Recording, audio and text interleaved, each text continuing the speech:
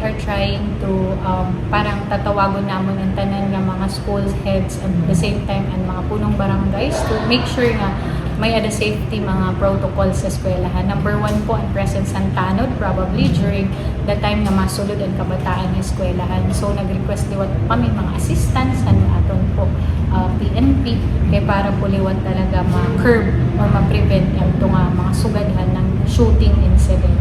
And above all, I hope the families will really take care of their children, diba? The parents. Kasi, diyan na, pag bumawas na po talaga habalay ang bata, di rin mo na makokontrol. But, you know, you should make sure that you're responsible with your gun use.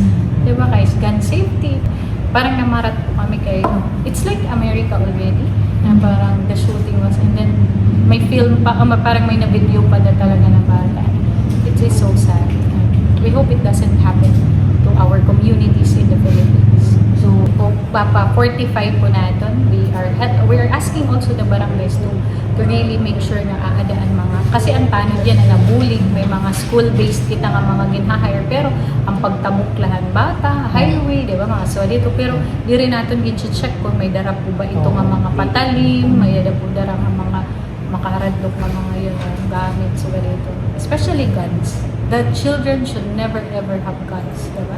In their possession. So, I hope makakuan po ito, makasurpass kita hindi nga atong try.